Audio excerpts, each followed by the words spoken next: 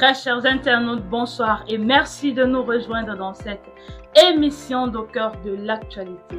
Votre bulletin de l'actualité camerounaise, africaine et mondiale. Au menu ce jour, la prise de position du roi des Bandjoun dans l'ouest du Cameroun en prélude des élections présidentielles de 2025.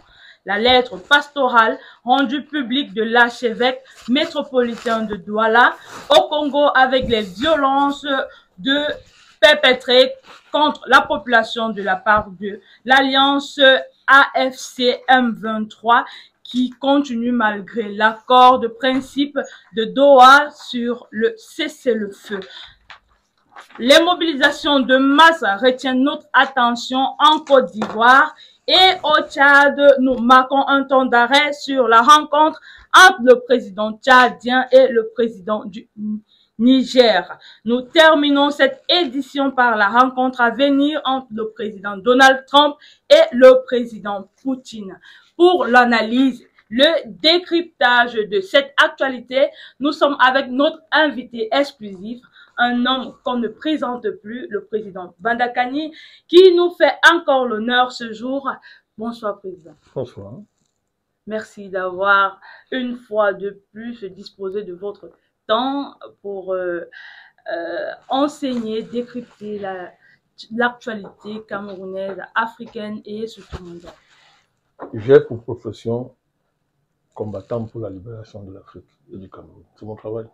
Je suis là. Et c'est un plaisir pour tous les Africains, pour tous les humains qui vous suivent à travers le monde. Et on peut le remarquer à travers le nombre de nos abonnés qui croient de plus en plus et dont nous sommes fiers, nous ne cessons de saluer, car ils viennent pour s'instruire, ils viennent pour s'enrichir et c'est pour nous un plaisir. Sur ce plateau, je suis Charlotte Edjengele, mais pour le décryptage de l'actualité, je serai accompagnée de M. Ghislain Guéché, à qui j'adresse mes civilités. Bonsoir, mon cher. Bonsoir, Madame Charlotte Edjengele. Vous allez bien, je suppose. Monsieur le Président, bonsoir. Bonsoir. Très élégant, Monsieur le Président. Un peu du bleu. L'habit ne fait pas le moine, mais ce n'est pas l'habit qu'on reconnaît le moine. Monsieur le Président, vous avez fait un mélange de couleurs assez intéressant. Oui. Un vert forêt, bleu nuit, le violet, Monsieur le Président. C'est un mélange qui a une signification, voilà, simplement une approche élégante de votre part. Non, c'est pour refléter la vie. Un révolutionnaire. Il est coloré, Monsieur le Président. Un révolutionnaire utilise toutes les armes pour le combat. S'habiller, c'est une arme de combat. En fonction de son positionnement idéologique, des options fondamentales de notre engagement. Donc moi, je suis à l'aise en veste, comme en tenue africaine. Je suis un citoyen du monde. Enraciné en Afrique, je suis africain, mais je suis un citoyen du monde. L'enjeu, c'est l'espèce humaine. Monsieur le Président. Il n'est pas possible aujourd'hui de libérer l'Afrique sans libérer l'espèce humaine. C'est ça la spécificité de notre combat en ce début du XXIe siècle. Donc j'assume tout ça. Vous articulez la libération de l'Afrique, pour laquelle vous militez depuis longtemps, la libération de l'espèce humaine. On n'a pas le choix. Les deux sont liés. On n'a pas le choix. C'est ça, c'est la spécificité du panafricanisme du XXIe siècle. Différent de celui qui l'a précédé alors. Une continuité, mais avec en intégrant les enjeux, les données et les contraintes de notre époque. Nous faisons ce que nos prédécesseurs ont fait. On n'invente rien. Même si souvent, on a l'illusion de croire que... On améliore au moins. Qu'on fait quelque chose d'extraordinaire, mais c'est une continuité. Améliorer de ce qui a été fait avant. Oui, parce qu'il n'y a pas d'aujourd'hui sans hier. Il n'y aura pas de demain sans aujourd'hui. Il faut savoir gérer tout ça. Donc l'habillement, c'est aussi une façon de s'affirmer. Mais comme je suis un homme libre, hein, je m'habille comme je veux. On ne m'influence pas. Comme c'est très élégant, voilà. C'est très élégant ce jeu, monsieur. Ben écoutez, si je ne suis pas élégant, qu'est-ce que je vais offrir aux gens? L'élégance aux Africains. Le combat, c'est aussi incarner l'espoir dans tous les domaines. C'est important, monsieur le Président. Dans un environnement morose, qui souvent veut confiner au découragement, il faut incarner l'espoir dans toutes ces dimensions. De ce point de vue, l'élégance, si vous appelez ça une manière d'entretenir l'espoir, pourquoi pas? Je l'assume. Vous voulez que je vienne en aillon sur les plateaux? D'autres appellent ça le charisme présidentiel. Vous partagez cette opinion-là? Écoutez, moi je n'ai pas les gens qui cherchent le charisme, il fallait le voir. Je ne cherche pas de charisme. Je ne sais pas ce que ça veut dire le charisme, mais je suis fanonien. Je lutte dont je vis. Fanon, si charisme, c'est pour lutter. Ce n'est pas pour gouroutiser les gens. jouer des faux rôles comme d'autres le font, etc. Faire des grimaces en lieu et place d'un véritable combat. Nous ne sommes pas dans ce registre puisque ça fait 15 ans, si on prend seulement le combat pour l'Afghanistan, 15 ans que nous avons tout sacrifié pour l'Afrique. Ce ne sont pas des mots, ce sont des faits. Mais avant ça, je vendais plus d'une vingtaine d'années de combat au plus haut niveau. Donc, c'est un professionnel, c'est un homme consacré qui est en face de vous. Et j'assume ça dans toutes ses dimensions. Merci, Président Bandakani. Je voudrais saluer les internautes. Permettez que je salue les internautes. C'est important pour moi, parce que ce n'est qu'ainsi que je peux leur témoigner l'attachement que j'ai par rapport à eux. Je salue les internautes. Sans eux, nous ne sommes rien. C'est une communauté avec les internautes, avec nos abonnés. Je voudrais les saluer et marquer toute mon impression pour l'engagement dont ils font preuve, la fidélité. Depuis qu'on a commencé ce travail, ils sont très fidèles. Et vraiment, je voudrais, à chaque fois que j'ai l'occasion, de leur témoigner. Voilà. C'est aussi ça, le jeu numérique. Et ils vous ont témoigné autant de jours comme de nuits. Oui, c'est ça parce qu'on est sur le virtuel, qu'on va faire comme les virtualiser. On est sur le virtuel, mais on essaie de rendre cela le plus réel possible. D'accord, Président. Comme on l'a déroulé dans le bulletin de l'actualité, nous allons commencer par le Cameroun avec la prise de position de l'un des rois les plus importants de la région de l'Ouest, Cameroun, le roi des Bamundjou, qui a pris position contre la continuité du régime du président Paul Biya en appelant publiquement à l'union de l'opposition pour l'élection présidentielle du 12 octobre 2025. Il a précisément déclaré, président Bandakani, il dit « Moi, le roi Soukoundjou, je demande à tous les Camerounais dont vous êtes les messagers, les porte-paroles de s'entendre sur un seul homme. Entendez-vous pour faire partie Biya. Il suffit que vous vous entendez pour mettre une seule personne devant Biya. Lui-même, il va aller se reposer sans qu'on ne le demande. » Président Balakandi, faut-il saluer ou déplorer la sortie de Sa Majesté Sékou Jean?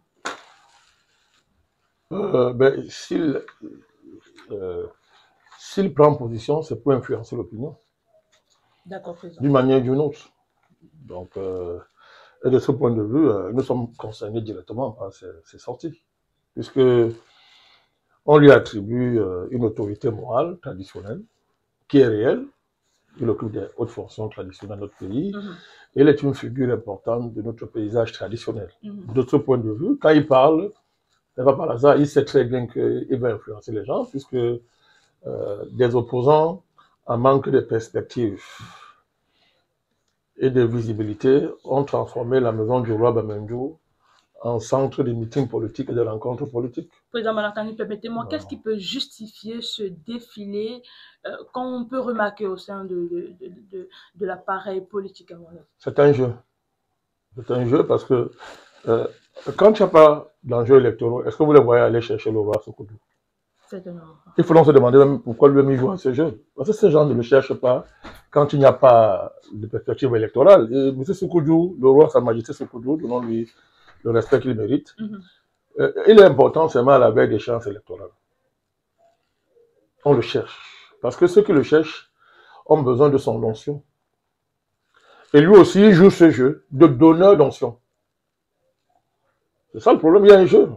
Et notre rôle est de décrypter tous les noms dits d'un pareil jeu. Parce que quand on présente les images, le commun des mortels se contente de ce qu'on lui a présenté. Mais ce n'est pas le rôle d'un homme politique. Ce n'est pas le rôle d'un militant panafricaniste. Notre rôle, c'est de décrypter les non-dits. Et de ne pas faire allégeance pour faire plaisir à des autorités. Moi, je ne fais pas allégeance à quelqu'un parce qu'on dit qu'il est l'autorité traditionnelle. Non, nous sommes là pour défendre un ensemble d'intérêts en Afrique. Je suis un panafricaniste.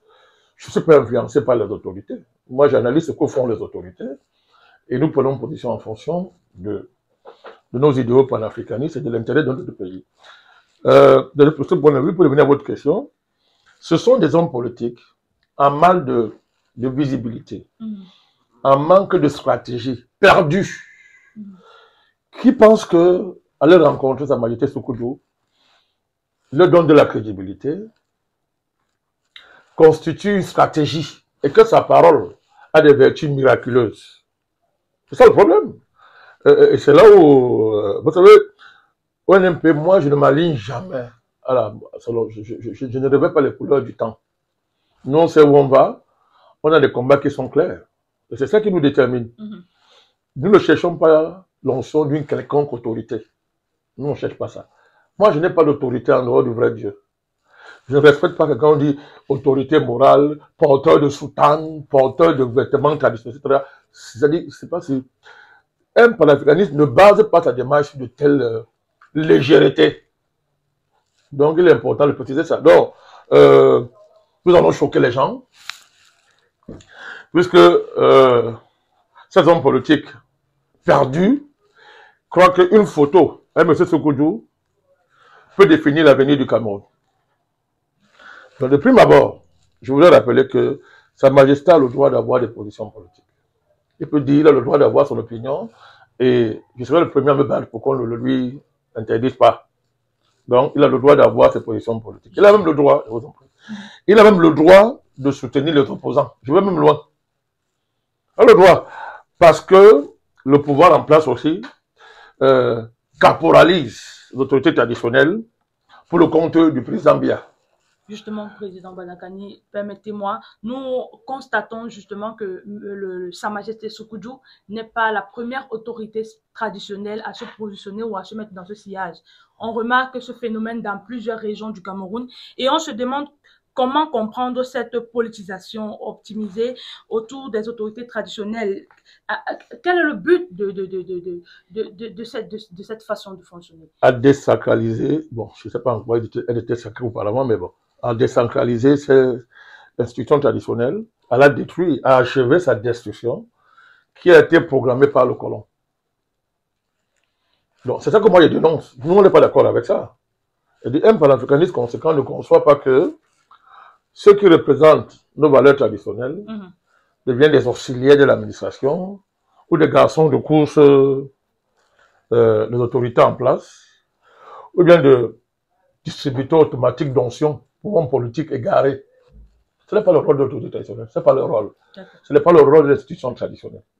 Donc, je disais que autant Sa Majesté Sékou a le droit d'avoir une opinion politique, et je comprends ça d'autant plus que pour le pouvoir en place, la tradition et les autorités qui l'incarnent sont des auxiliaires de l'administration. Une administration qui ne brille pas par des performances extraordinaires, mais qui exige que l'autorité traditionnelle soit son auxiliaire. Nous rejetons ce rôle qu'on veut attribuer aux chefferies traditionnelles. On est contre ça. C'est un rôle colonial, c'est un héritage colonial. Elle est mauvaise. Il est mauvais. Cet héritage est inacceptable. Il est honteux. Donc, on ne règle pas ça en faisant allégeance au pouvoir, d'un côté. D'autre part, on ne règle pas ça en donnant les onctions à les oppositions sans programme perdu. Donc, c'est de ce point de vue que moi, je n'adhère pas aux positions de M. Sékou. Il faut bien comprendre la démarche. Donc, Sa Majesté veut se distinguer des chefs traditionnels qui font allégeance au pouvoir. C'est son droit le plus absolu. C'est même louable. Mais aller prendre parti comme il fait là, c'est-à-dire donner des conseils aux opposants pour faire partir un président, ce n'est pas son rôle. Ce n'est pas son rôle. Ce n'est pas son rôle. Tout à l'heure, je pense qu'on parlera d'un certain archevêque, soi-disant. Oui, on donc, parle. j'arrive. Donc, ce n'est pas son rôle. Je vais vous démontrer pourquoi. D'abord, Sa Majesté n'est pas un homme politique. Président, permettez-moi, est-ce que ces engagements de leader traditionnel, de leader de toute une communauté, ne lui donnent pas le droit, le pouvoir de pouvoir se lire les cartes de la scène politique et avertir sa population sur le bon choix présent? Autant il a le droit d'avoir des opinions, autant il doit savoir, en tant que chef traditionnel, qu'un chef ne parle pas n'importe comment. Ça lui de savoir si... Même quand le péril est imminent. Il y a péril où? Je vais vous démontrer qu'il y a des périls là où Sa Majesté est silencieuse. Alors je vais vous démontrer ça. Ici, ne soyez pas pressé. Il faut qu'on soit clair. Donc, le droit d'avoir l'opinion ne veut pas dire au chef, à un chef, qu'il a le droit d'oublier ce qu'il représente. Un chef ne parle pas comme tout le monde. Un chef, en réalité, ne veut pas se contenter d'avoir une opinion, parce qu'une opinion, elle est légère. Souvent, les opinions ne sont pas informées. On n'a pas le recul nécessaire devant les événements, et on prend des positions qui sont des opinions, et après on le regrette. Donc, autant je dis qu'il doit avoir une opinion, c'est libre à lui de rabaisser sa parole. Libre à lui. Il est libre de parler comme il veut, et de se mettre à une bonne partie de l'opinion publique. C'est son droit le plus absolu. Donc, il faut bien comprendre les choses. Quand je dis qu'il a le droit de s'exprimer, c'est que je dis que bon, si un chef pense que de son niveau, pense qu'il a le droit de descendre à ce niveau, c'est son problème, ça ne me regarde pas. Ça ne me regarde pas. Alors quand on a dit maintenant, il faut interroger la pertinence de ce qu'il dit. Voilà pourquoi je dis qu'il n'est pas un homme politique, c'est un chef traditionnel. Il n'est pas un, je veux dire quoi, c'est pas un petit politicien qui cherche le pouvoir, qui cherche un nom. C'est un chef. Il a plus de 70 ans de règne, ce monsieur. C'est une figure importante en matière de conservation et de sauvegarde de nos traditions. Il ne peut pas se comporter comme n'importe comment, comme tout le monde. Il a une obligation de rassembler les Camerounais, au-delà même de la chapelle de Bamendou. C'est une obligation qu'il a. Donc il doit mesurer sa parole, mesurer le piédestal à partir duquel il parle. C'est ce que je suis en train de dire. Donc là, il est descendu bas. Parce que d'abord, ce qu'il dit est léger. C'est léger. Dans quel sens, président? Et moi, j'ai pas envie de voir un chef comme celui-ci qui incarne une histoire particulière être léger. Parce qu'il prend plaisir à recevoir des politicards. C'est léger de faire croire que si le politicien uni va gagner. C'est faux. C'est pas vrai. Ça veut dire que le chef ne connaît pas le pouvoir de Yaoundé. Comment il est organisé, quelles sont ses racines, quels sont ses ressorts. Le chef, ne peut pas faire croire aux gens que l'unité à tout prix. L'important, ce n'est pas de s'unir, c'est de savoir qui s'unit, qui se met ensemble. Et pour faire quoi? D'accord. Il y a ça. Donc, il faut bien comprendre pourquoi je me lève contre ça. Président, pour chuter sur la question, s'il vous plaît. Je ne vais pas chuter encore. J'ai encore à dire, je vous en prie. C'est-à-dire que sur la question, j'ai encore à dire. Je vais aller plus loin. Quand Sa Majesté choisit les combats, il n'est plus sérieux. Vous l'avez entendu dire un mot sur le franc CFA? Que je sache. Vous l'avez entendu dire un mot sur les bases militaires françaises? Vous l'avez déjà entendu dire un mot sur le rapport des pays africains avec les colons étrangers? Mais président Banakani, le chef... D'autant plus que c'est un ancien du pays. On lui donne c'est-à-dire que c'est un ancien résistant. Oui, un parcours PCiste. Vous l'avez déjà entendu parler de ces choses-là? Président Banakani, le chef Soukoudjou, est le roi d'une communauté et pas le président du Cameroun. Vous connaissez l'histoire du Cameroun? Vous connaissez le rôle des chefs traditionnels dans la création de l'UPC? Dans la lutte contre l'indépendance? En le faisant, il trahit même son héritage lui-même. C'est un monsieur pour qui j'ai un profond respect. Mais chaque fois que l'autorité morale, qu'elle soit religieuse ou traditionnelle, descend dans l'arène partisane, moi je le traite comme un politicien. Je suis désolé, hein. Moi, je ne cherche pas la popularité. Hein. Moi, je suis un militant.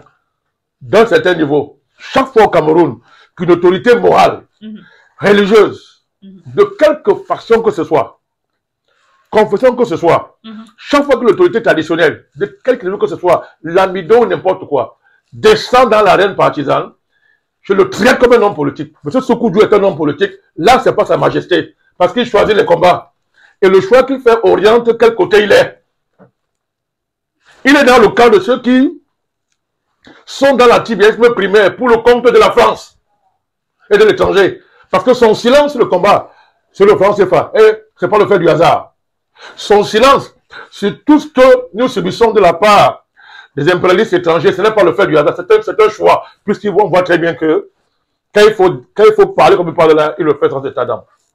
Donc c'est ça, c'est pour ça que je peux me taire. Parce qu'en jouant ce jeu, il fait le jeu d'une opposition néocoloniale. Et il le sait. Le président Bandakani Jeff est de tous les combats pour la préservation des chefferies dans l'Ouest. J'aime mener les combats là où le chef a été absent. Du moins, du point de vue absent. Et ils le savent. Beaucoup m'appelaient pour me féliciter par derrière. Ils étaient incapables de monter en première ligne. Mener ces combats. Bien sûr. Mais ce que je dis est connu. Connu. C'est le cas, la chefferie Bangou, la chefferie Bangam, etc. On est monté en première ligne pour ces combats-là. Donc je sais de quoi je parle. Donc je dis, moi je ne suis pas d'accord avec ça. Ce n'est pas son rôle. Il aurait mieux fait le thème, monsieur le président. C'est-à-dire, pas donner une position qui va tromper les Camerounais. C'est ça le problème. Il peut soutenir qui il veut. S'il pense que son niveau, c'est le centre à ce niveau, il est libre de le faire. Oui, monsieur le président, si vous avez bien compris, il induit les Camerounais en Europe. Oui, c'est ça. C'est-à-dire que il donne une stratégie pour faire partie BIA. Or, moi, je dis que ce qu'il dit n'est pas faisable d'abord. Même si le Cameroun de position unie, il n'est pas démontré que le régime va tomber. Ce n'est pas démontré. Il faut savoir qui veulent s'unir. Ce n'est pas lui qu'on apprend ça. C'est un homme de pouvoir. Il gère une royauté de haut niveau depuis des décennies. Alors, il faut demander. Deuxièmement, je vais aller même plus loin. Lui demande le président de partir. Lui laisse le pouvoir. Pourquoi Sa Majesté ne peut pas démissionner de la chefferie Babandjou? Ça dépend de l'organisation de la... Non, mais attendez, ça fait bientôt 100 ans. Ça fait bientôt 100 ans qu'il est chef. Il y a un principe dynastique alors que la présidence... C'est la même chose. Pouvoir égale pouvoir. Qu'est-ce que vous appelez principe dynastique? Vous croyez qu'il y a les opposants à Babandjou, à la chefferie? Vous croyez que c'est l'unanimité 100% à Babandjou? Sauf que là-bas, c'est le principe qui domine. Non, si vous demandez à quelqu'un de partir qui est au pouvoir, on doit vous demander à vous de partir aussi. Ça marche ensemble. Donc moi, connaissant la complexité de la sociologie politique camerounaise, on ne peut pas se taire. Quand on voit un chef de cette dimension descendre au niveau où il est descendu. C'est ça le problème. Donc il faut qu'on comprenne bien. Il n'est pas question de refuser qu'il s'exprime. Parce que c'est libre à lui de vendre sa parole comme il veut, à qui il veut. Si lui il estime qu'il peut parler comme il veut, ça le regarde. Moi, je ne suis pas Babandjou, ça le regarde. Mais aller à ce niveau-ci, devenir carrément un opposant, partisan, c'est très inquiétant. Dans les conditions de notre pays. J'aurais aimé voir Sa Majesté aussi dans tous les combats qui déterminent le sort de notre pays. Et là-dessus, je répète, il est silencieux. Même dans les combats de chefferie à l'Ouest, il est silencieux. Il ne s'engage pas aussi comme ça. Ça ne s'engage pas aussi comme ça. Même là où il est intervenu, dans la chefferie Bangam, il avait un rôle important à jouer. Mais il a agi sans parler. C'est de ce que je connais bien. Il n'a pas parlé comme ça. Pourtant, il était une des voix qui devait peser. Pourquoi il a fait profil bas? Pourquoi il a préféré agir sans qu'on ne le voit en première ligne? Et pourquoi dans un débat comme ça où tout le monde voit très bien que il y a plein d'acteurs politiques qui ne sont pas sérieux, hein, que bon, lui, comment on dit ça? Il se positionne comme étant quelqu'un qui veut faire autrement que certains chefs qui sont à la solde du régime. Nous rejetons les deux démarches. Il faut qu'on se fasse clair. Parce que je connais nos ennemis là, ils vont tourner là pour dire, quand les chefs vont demander à voter Biya, tu ne dis rien. J'ai déjà parlé là-dessus au moins 3 fois. Je dénonce les deux approches. Les chefs, leur rôle, ce n'est pas de soutenir un régime, ce n'est pas d'être des valets d'un régime politique. Leur rôle, ce n'est pas d'être les auxiliaires d'une administration. Ma position est claire. Sinon, nos pouvoirs, on va leur remettre leur liberté dans le cadre de la restauration de leur autorité. Mais, pour faire avancer l'Afrique, pour faire avancer les pays africains, pour faire avancer nos pays, pas pour consolider des féodalités.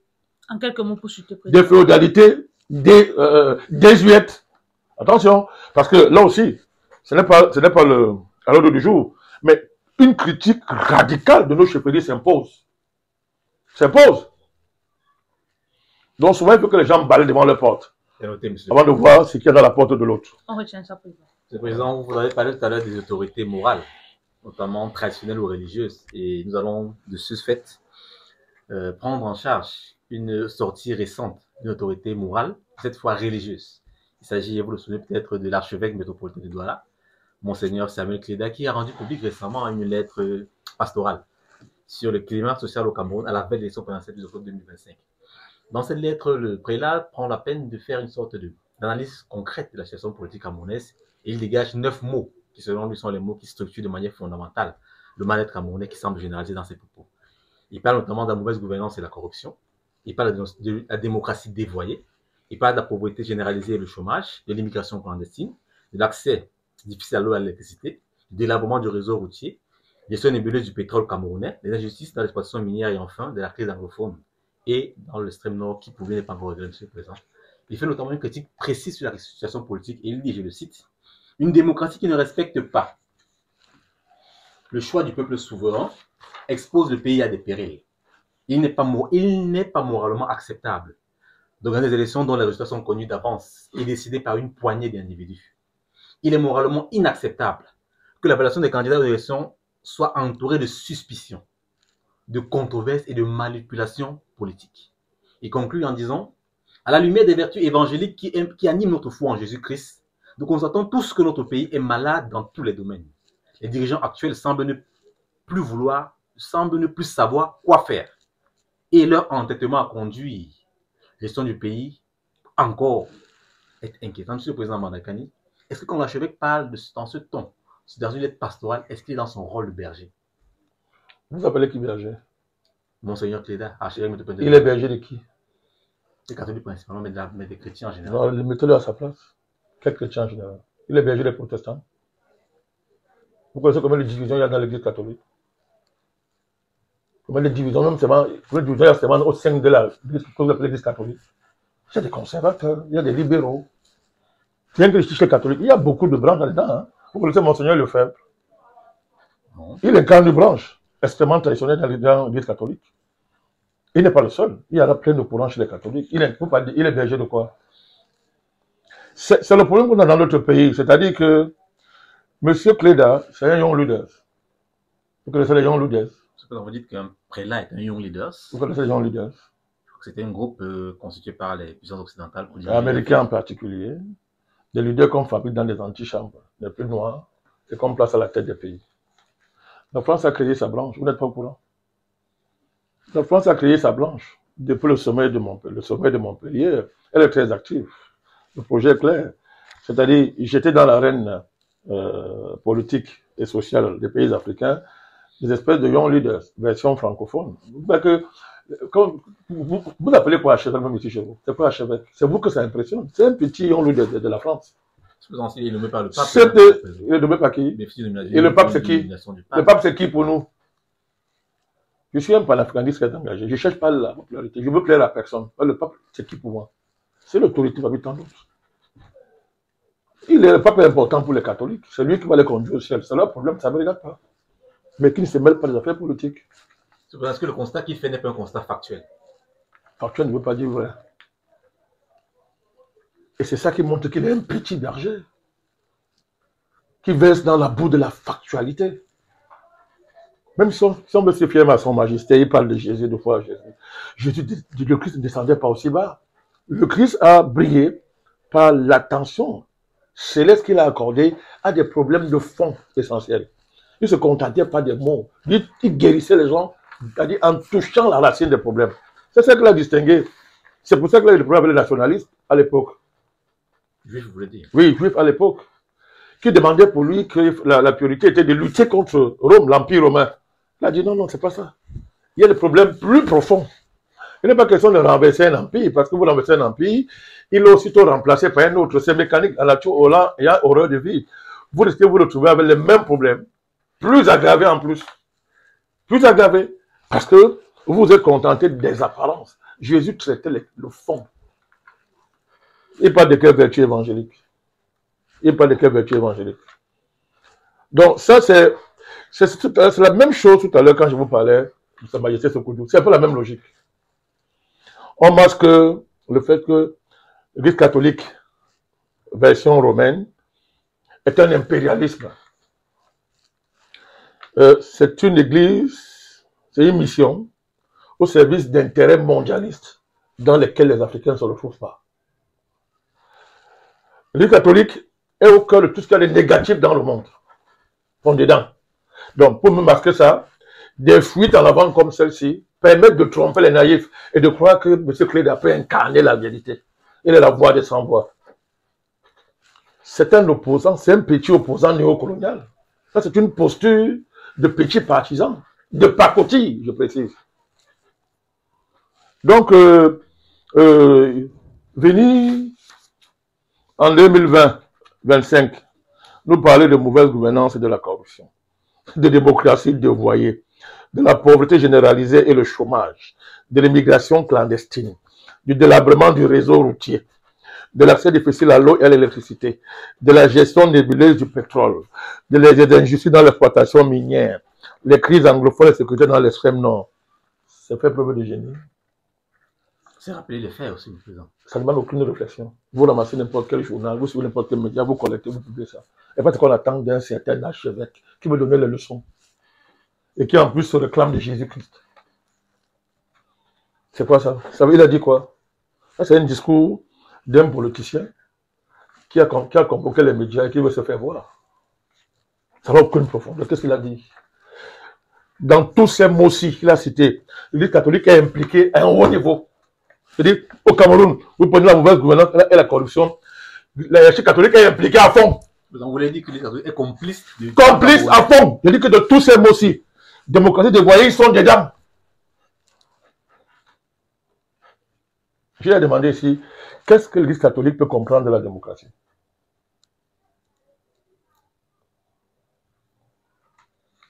Qu'est-ce que l'Église... Quoi? C'est parce que l'Église catholique est une organisation religieuse. Religieuse. Elle paraît... C'est pour... vraiment, il faut être... On est au XXIe siècle. Hein. Le monde a beaucoup avancé. Il faut être accadé à tout point de vue pour considérer la parole d'un prétendu archevêque au XXIe siècle qui parle même comme ça. Il n'a aucune profondeur. Parce que à la matière, l'Église catholique comprend quoi dans la démocratie? On ne parle pas de ce qu'on ne pratique pas. Il y a la démocratie de l'Église catholique. Ils sont conduits par le Saint-Esprit, non? Récemment, il y a eu une élection du pape, monsieur le président. Ils sont conduits par le Saint-Esprit. Ça a été un vote assez démocratique, puisque le pape a eu la majorité des voix. Pourquoi parler à leur place? L'Église catholique est conduite par le Saint-Esprit. Je ne veux pas savoir qui est le Saint-Esprit. Je les accepte ça. Mais le Saint-Esprit n'est pas un démocrate. Donc, c'est ça que je veux. Donc, des gens qui vous demandent de pratiquer ça, après ils ne comprennent rien, et qui ne sont pas prêts de pratiquer. Puisque l'Église catholique est, le peuple est élu par le Saint-Esprit, les cardinaux sont en conclave, mais ils sont guidés par le Saint-Esprit. Pas moi qui le dis, ce sont eux qui le disent tous les jours. Le Saint-Esprit n'est pas un démocrate. Le Saint-Esprit a la vérité. Dit la vérité, vous montre le chemin. Ce n'est pas un débat en tant que tel. Est-ce qu'ils n'ont pas utilisé cette vérité-là pour guider le peuple camerounais? Non, ils n'ont pas. C'est leur vérité. Le Cameroun est complexe. Il y a 1000 religions au Cameroun. On ne comprend pas pourquoi les catholiques veulent revendiquer une certaine ascendance avec des grands airs. Je vous dis que tous les mots là, ils sont dedans. Pauvreté généralisée, le chômage, ils sont dedans. Et ils continuent à appauvrir les Camerounais. Faites tout dans leurs écoles. Allez voir combien ça vaut d'envoyer son enfant chez les catholiques. Et quand vous le dites, ils disent que non, vous buvez beaucoup de bière. Cessez de boire la bière, vous allez voir que vous ne dépensez rien. Et quand tous ces gens sont formés, ils vont travailler où? Ils vont travailler où? L'immigration clandestine, ils sont dedans, je sais de quoi je parle. Moi, j'ai travaillé avec les catholiques. J'ai travaillé avec le cardinal Tommy. Oui, ils sont peu, sont politiciens, je ne sais pas. J'ai travaillé avec lui. Je connais très bien de quoi je parle. En matière de fémania, l'immigration, je sais de quoi il parle. Tout ce qu'ils racontent là, ils sont partie prenante. Si vous voulez dans ce pays faire une vraie justice, vous aurez contre vous l'Église catholique. Tu vas s'opposer à la justice? Oui, parce que leurs intérêts seront menacés. Il faut arrêter ça. Il a le droit de parler, mais on a le droit de mettre sa parole à sa place. Une fois de plus, ce ne sont pas des hommes politiques. Ce ne sont pas des hommes politiques. Deuxièmement, ce sont des Romains, ce ne sont pas des Camerounais. Il est Camerounais, mais il travaille pour Rome. Rome n'a pas pour vocation de s'occuper du Cameroun. Rome s'occupe du monde entier. C'est pas de qui ils disent? Si. Ah bien alors. L'Église universelle. Voilà. Alors, elle est universelle. Donc, ils ont beau être Camerounais, ils ont même beau être au Cameroun. Les intérêts de Rome passent avant les intérêts des Camerounais, du Cameroun. Il faut arrêter ça. On ne peut plus impressionner un Camerounais aujourd'hui digne de ce nom avec le mot Jésus-Christ. C'est passé ça. C'est fini ça. Une église coloniale qui s'est installée chez nous au prix de compromissions extraordinaires. Une église qui est empêtrée dans la prostitution matérielle. Se permet de donner les leçons d'une manière aussi partisane. Monsieur Cléda, vous avez parlé de quoi? Si tu peux parler de mauvaise gouvernance, de démocratie, de voyez, de pauvreté généralisée, de chômage, d'immigration, tu peux parler de ça sans parler de la Banque mondiale, sans parler du FMI, sans parler de nos rapports avec l'Occident. Qui sont les donneurs d'ordre? Les Occidentaux en général. Le FMI, la Banque mondiale, pour ne parler que de la Banque mondiale. Justement. Vous l'avez compris, vous l'avez entendu dire quoi sur les batailles, les vraies batailles du continent. Ils sont contre ça. Parce que quand on commence à parler de l'impérialisme, quand on commence à parler de France CFA et consorts, on va arriver chez l'Église catholique. Quand on commence à poser les questions foncières, on va arriver chez les catholiques. C'est pour ça que vous voulez faire comprendre aux autres que l'Église catholique est dans un rôle, dans un impérialisme religieux qui ne dit pas son nom. Ils sont une impérialisme. Les catholiques sont une institution impériale. Ils parlent de quoi? Leur jeu, c'est pas évangéliser. Ils évangélisent quoi? Parce que l'évangile, c'est un mot, on juge ça comme une manière concrète, ce que ça apporte à un pays. On veut voir ce que l'évangile fait dans la vie des gens. C'est bien beau de parler du pouvoir, je suis d'accord. Mais évaluons même le bilan des catholiques eux-mêmes. Évaluons leur évangélisation depuis qu'ils sont chez nous. Ils sont plus que centenaires au Cameroun, ça a apporté quoi? Oh, on fait les écoles, machin et consorts. On a formé les gens. J'avais demandé au cardinal Toumi Père son âme. Comment expliquez-vous le fait que les élites camerounaises sont formées, viennent de votre maison? Comment expliquez-vous le comportement qu'ils ont au pouvoir? Il m'a dit, mon fils, je ne peux pas te répondre. Devant témoin.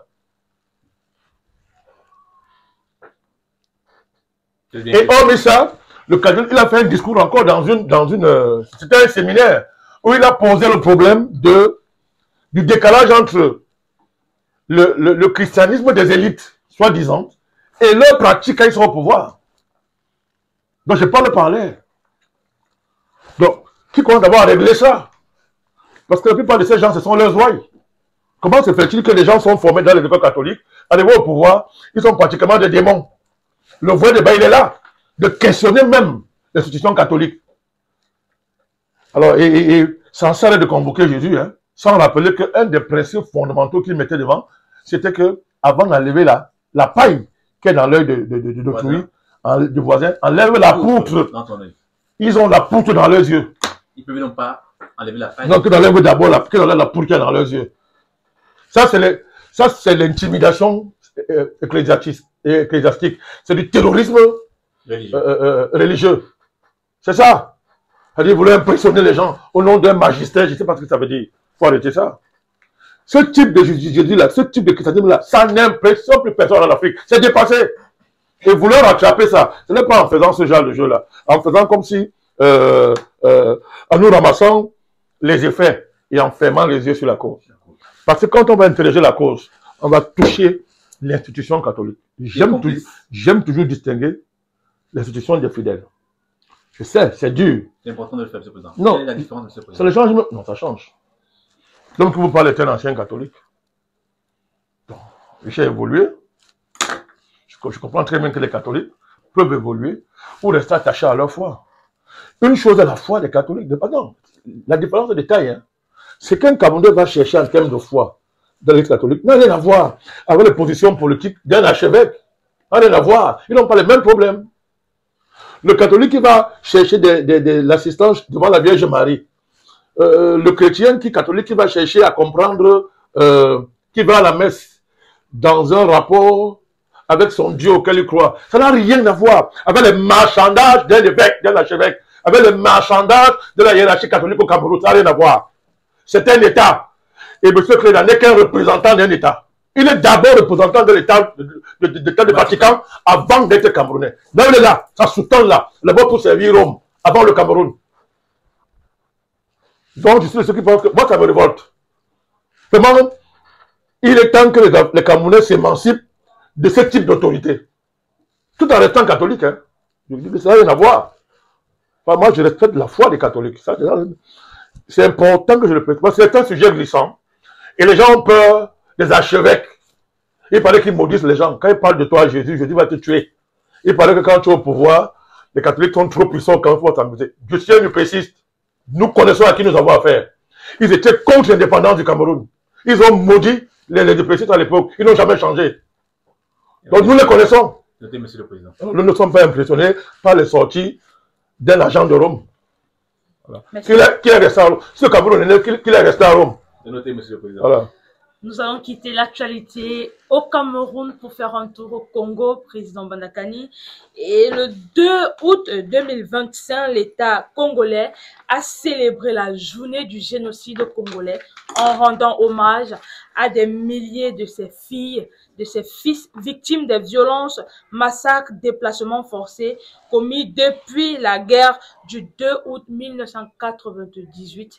Mais, Président Banakani, il est regrettable en même temps de constater que l'accord en dépit de l'accord de principe qui a été signé par l'alliance AFC M23 et de l'accord de Washington signé entre la RDC et le Rwanda, indiquant ici un cessez-le-feu permanent.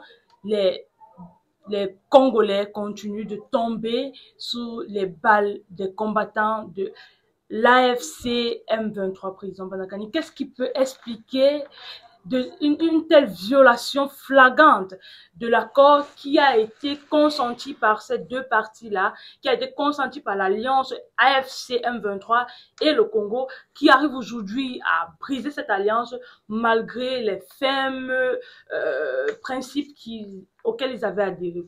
C'est pas le Congo qui brise l'alliance. Je sais, Président Banakani. C'est le Rwanda. C'est pas le Congo qui brise, c'est le Rwanda et le M23. Non, c'est le Rwanda, M23 c'est le Rwanda. Et ils ont intégré un autre front, le RDF, qu'ils accusent de perpétrer ces crimes-là, ces meurtres-là, au détriment du M23. Qu'est-ce qui peut expliquer ça, Président Banakani? La faiblesse de l'État de la RDC. Deuxièmement, le fait que le parrain de l'accord est le principal bourreau. Certes, il se cache derrière le criminel qui est au Rwanda, mais le principal bourreau, ce sont les États-Unis. Le bourreau de la RDC, ce sont les États-Unis qui ont remplacé la Belgique sur Léopold II. On a suffisamment parlé de ça, on ne va pas y revenir. Donc, c'est l'une des raisons pour laquelle il y a violation flagrante de l'accord. Troisièmement, je dois vous rappeler que dans le cadre de l'accord, le comité de surveillance a pour principal acteur les États-Unis, entre autres. Donc, son rôle, le rôle des États-Unis est, c'est-à-dire que prépondérant dans cette affaire. Donc, moi, ça ne m'inquiète pas beaucoup parce qu'il va de la validité de l'accord. On va voir ce que l'accord vaut, c'est tout. On va voir si le type le Yang qui est à Washington est sérieux. Mais Président, est-ce qu'on va interroger ici la crédibilité des personnes ou alors des organisations qui sont censées garantir? Il y a quelle organisation? Cette affaire de la RDC, il y a tout ça. Le Qatar, ce sont les États-Unis. Oui, c'est le Qatar. C'est une succursale américaine. Vous avez le Rwanda, vous avez des acteurs des pays de la sous-région. Que ce soit dans l'accord de Luanda ou de Nairobi, ce sont les pays de la sous-région qui tous sont d'accord de dépouiller la RDC, de la fragmenter, avec la complicité des dirigeants de la RDC qui sont d'une faiblesse lamentable. Il n'y a pas de temps en RDC, moi je ne viens pas là-dessus. Donc c'est un développement qui ne doit pas nous faire oublier, la vérité historique sur le cas de la RDC. Deux, la vérité du moment. Trois, enfin, ne pas, parce qu'une situation semble danser, transformer la victime en bourreau. Qui est la victime, qui est le bourreau, Président? La victime, c'est la RDC. Le bourreau, ce sont les États-Unis, avec leur pion de pacotille, le criminel du Rwanda, M. Paul Kagame. Parce qu'il y a des gens qui bougent comme du vent, là. Quand ils bougent comme du vent, il y a les arbitres d'un augure triste et noir. Ils ne sont pas concernés, ils habitent, ils donnent les points de ce qu'ils disent. Quand ils donnent 3 coups, on dit tu es le meilleur. S'ils reçoivent 2 coups, on dit tu es un vaurien. Ils sont assis dans les tribunes, ils habitent. Moi, je ne suis pas de cela, je ne suis pas un habit de la RDC. Nous, on prend position. Et la vérité historique est connue. Je laisse évidemment ma télé ici, je maintiens ça. Je n'ai jamais été quelqu'un je ne suis pas un pro du Tshisekedi. Ce que je pense du Tshisekedi est connu en tant qu'individu, mais c'est le président du pays. Et pour l'instant, il est à la tête d'une dynamique du pays qui est différente de ce qu'on a connu il y a quelques années. Président Banakani, vous avez souvent eu... Attendez. De cette situation, on peut dégager 3 ou 4 principes fondamentaux qui doivent éclairer notre analyse, afin qu'on ne divague pas. Qui est le principal responsable de cette affaire? Ce n'est pas Tshisekedi, ce sont les Américains. C'est l'Occident. L'État américain est le principal État génocidaire des Grands Lacs. Il faut rappeler ça. Ça parce qu'il se cache derrière des vauriens comme Kagame. Qu'on voit bien la vérité historique. Kagame, c'est le type d'Africain. Et malheureusement, pour nous, ils sont des centaines de millions d'Africains comme ça, qui sont nés pour trahir l'Afrique. Kagame colonise un pays africain en plein jour, veut le démembrer, agissant pour le compte des États-Unis et de l'Union européenne, même s'ils font semblant de le sanctionner maintenant. C'est ça le problème. La RDC est victime parce que c'est un pays qui n'est pas organisé, il n'a jamais été libre depuis l'indépendance. Il est dirigé par des pantins qu'on a placés à sa tête depuis la mort de Lumumba et il n'a pas d'armée. Voilà la vérité. Qu'est-ce qu'on fait? Est-ce parce que quelqu'un est faible que vous allez le maudire? Est-ce que la faiblesse est un crime? Non. Parce que tous on peut être faible demain. Chacun de nous peut être faible demain. Nos pays qui sont stables là pour l'instant peuvent basculer demain dans une situation extraordinaire à tout moment. Voilà, attention. Donc, il ne faut pas profiter. Nous ne nous comportons pas comme ceux-là qui sont là. Leur problème, ce n'est pas de défendre la vérité dans l'affaire. C'est de chercher le camp qui gagne et se positionner. C'est de chercher un coupable pour mettre un bouc émissaire. Et pendant ce temps, s'extraire de l'affaire. La RDC est la honte du continent africain au XXIe siècle. La RDC est l'une des victimes qui nous montre que nous ne sommes pas des hommes. Les Africains font honte. Les Africains sont méchants. Je vous ai déjà dit ça. Ils se détestent entre eux. Et je suis triste de le dire pour une fois. Ils sont responsables de ce qui leur arrive. On ne peut pas tout expliquer par l'impérialisme. Ça, il faut le dire haut et fort. Les Africains sont d'abord méchants envers eux. Il n'est pas concevable qu'en Afrique, les Africains ils regardent la fin de la RDC comme s'ils ne sont pas concernés.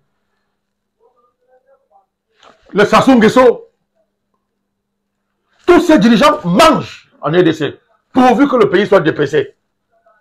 Chacun veut soigner ses relations avec les Américains. Et espère gagner, s'enrichir lui et sa famille. Parce qu'il y a, vous oubliez une dimension business personnel des chefs d'État dans le dossier. Il y a cette dimension qui est importante. Kagame a la capacité de faire du business personnel avec la famille des présidents. Là, c'est le clientélisme. C'est le clientélisme alors. Oui, mais c'est un mot trop savant. Disons business, que tout le monde comprenne. Utilisons un mot qu'on va comprendre. C'est un mot trop savant. C'est le business, les dirigeants là.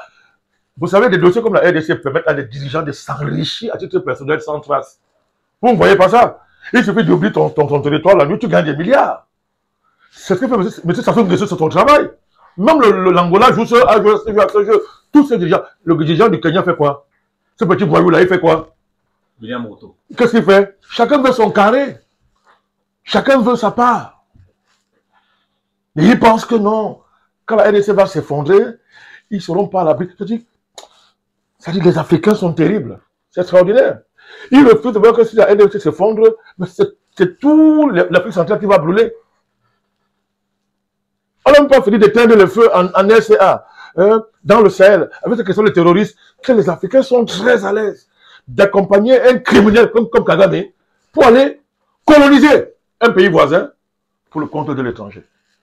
C'est une honte pour les Africains. Si vous permettez, vous avez souvent eu à prendre position et je pense que l'occasion est donnée pour que vous reveniez sur vos propos. Vous avez indiqué tout à l'heure que la RDC était la victime et que les États-Unis sont responsables du génocide organisé en RDC. Non, ce sont des faits historiques, il n'y a pas de débat là-dessus. Qu'est-ce qui justifie que, malgré leur peu de crédibilité, la RDC se soit livré à eux sur un plateau. La RDC ne s'est jamais livrée. Ils sont garants des accords. La RDC ne s'est jamais. Non, non, non. L'accord répondait à un contexte particulier que nous avons suffisamment détaillé ici. La RDC était pratiquement à terre, sans armée. Depuis 30 ans, le pays vit un génocide, c'est connu. Et si vous commencez depuis 30 ans, vous allez remonter, vous allez arriver à la conférence de Berlin, qui avait pour enjeu le Congo. Vous oubliez tout ça. L'enjeu de cette conférence, c'était le Congo. Donc le sort de l'Afrique s'est dessiné à Berlin à partir de la situation du Congo, pour rappeler ça aux gens. Donc la RDC ne s'est jamais livrée. La RDC, c'est une histoire de résistance. Depuis ceux qui ont résisté à Léopold II, tous ces gens qui se sont battus, jusqu'à Lumumba. Ben, c'est aussi l'histoire des trahisons. C'est ça l'Afrique. Donc on va dire que c'est une dialectique. L'Afrique est en train d'assister à la mort d'un de ses frères. Non, de ses principaux poumons. même complice par. La RDC n'est pas n'importe quel pays, c'est un des poumons centraux de l'Afrique. Il faut rappeler ça. Quand la RDC ne respire pas, l'Afrique ne respire pas. Quand la RDC est malade, l'Afrique est malade. Ce qui est extraordinaire, c'est que ça ne dérange pas des millions d'Africains qui sont très contents. Cette affaire. Vous disiez, M. Nguessu? Je disais, M. le Président, que si nous sommes d'accord que la RDC est le poumon de l'Afrique, ça veut dire que les Africains sont complices de cette poignard planté en plein cœur de l'Afrique. Le premier, c'est Paul Kagame. Et l'autre de l'Ouganda. Qui joue au sage âgé. Un criminel. Il faut qu'on l'appelle le chacha. Le double jeu de l'Angola, du Kenya, tous ces pays-là. Le silence de l'Union africaine, etc. On me dirait qu'en Afrique centrale, lors de la dernière réunion de la CEAC, on a isolé Kagame. Mais ça ne suffit pas. Il faut faire beaucoup plus. Ouais. Il faut être plus actif, il faut s'impliquer davantage. Et si c'était le cas, vous verrez les résultats. Ça se ferait quoi? Si les pays africains se comportaient un peu comme des personnes sérieuses. C'est une honte. C'est une honte. Donc, il ne faut pas que cette situation nous amène à inverser les responsabilités. Tu sais qu'il y a les responsabilités du président, oui. Mais ce n'est pas la RDC qui est coupable. La RDC est la victime. Il faut commencer ça. Si la RDC est la victime, son président aussi est la victime. Voilà la démarche. Deuxièmement, le Rwanda, on met le Rwanda à sa place, on met l'Ouganda à sa place. Tout le faux jeu qui est joué par les pays les communautés sous-régionales et les différents pays qui les constituent, on met ça en exergue et au-dessus on place dans les États-Unis. Donc, ces évolutions que vous dénoncez, d'ailleurs c'est l'occasion pour moi d'avoir une pensée pour les 14 000 habitants de Boulosa, privés d'eau potable, qui n'ont pas les accommodements minimums pour vivre et qui se déplacent en masse. C'est une tragédie terrible. Ça veut dire que je ne comprends pas. Ce peuple est abandonné. 20 millions de morts. Ça n'interpelle pas les Africains. Des centaines de milliers de déplacés. Ça se renouvelle tous les jours, etc. Ça n'interpelle pas les Africains. Donc, je voudrais leur apporter tout mon réconfort. L'habitant de la ville de Boulosa, je pense que c'est situé à Walikali. Finalement, ils écoutent. Oui, je voudrais leur apporter tout mon confort. Je ne suis pas impressionné par les dénonciations de l'ONU. C'est du verbiage. Ils sont fondés pourtant, M. le Président. C'est du verbiage. L'ONU a au moins 300 000 rapports sur la RDC. On est fatigué. Et elle est actrice. Avec ses prétendues missions de paix. L'ONU est actrice. Complice du pillage aussi, M. le Président. Complice, actrice. Avec ses prétendues missions de paix. Donc, il faut rappeler ses responsabilités. Quand on a fini de le faire, il faut que M. Tshisekedi bouge davantage.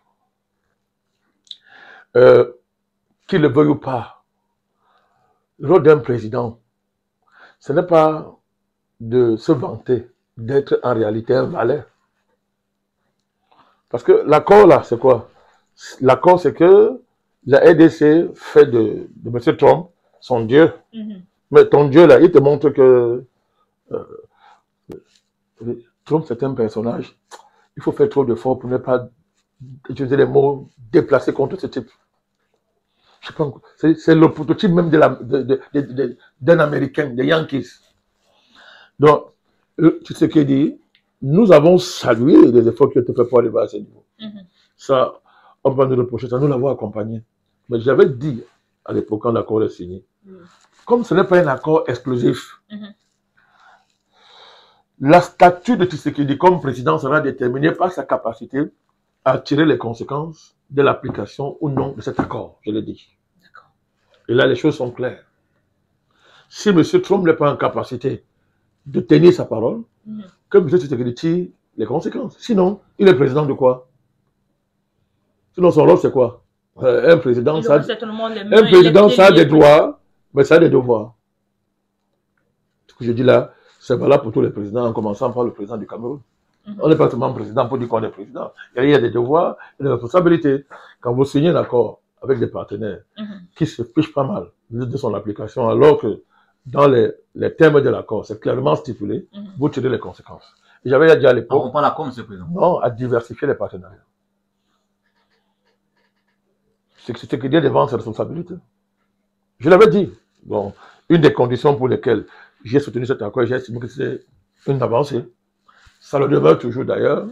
C'est que M. Tshisekedi soit en capacité de tirer les conséquences immédiatement quand il est constaté que les accords sont défaillants. Les acteurs sont trop défaillants. D'ailleurs, M. Trump ne s'est pas empêché d'aller signer un accord avec Kagame pour le transfert des migrants au Rwanda. Tout le monde sait que c'est un accord criminel. Mais comment Trump peut en même temps signer un accord de ce type avec Kagame et prétendre sécuriser la RDC? C'est évident qu'on est en face de nous le Yankee. Hein, la RDC est devenu le prolongement du Far West où on tirait sur les Indiens comme on tire sur les pigeons.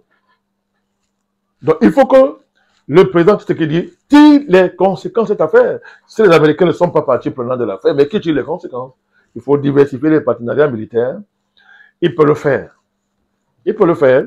Il faut protéger les populations de son pays, c'est sa mission. Mais je vais aller plus loin. Ce n'est pas l'objet, de mon point de vue, de ce que nous disons aujourd'hui de la RDC. Il y a un truc plus important à dire. Et pour la première fois, je dis bien pour la première fois, je vais envoyer un message à M. Tshisekedi. D'accord. Allez-y, monsieur le président. Je ne suis pas prophète, je ne sais pas ceci, mais je lui envoie un message clair. Il y a une affaire qui secoue la RDC et l'Afrique, qui concerne le pasteur Tounassi. Et Marcelo Tounassi et son ex-épouse, Madame Blanche Tounassi, décédés dans des conditions qui restent à élucider. Le président Tshisekedi et son épouse ont assisté à ce deuil. Ils en ont fait pratiquement un événement national.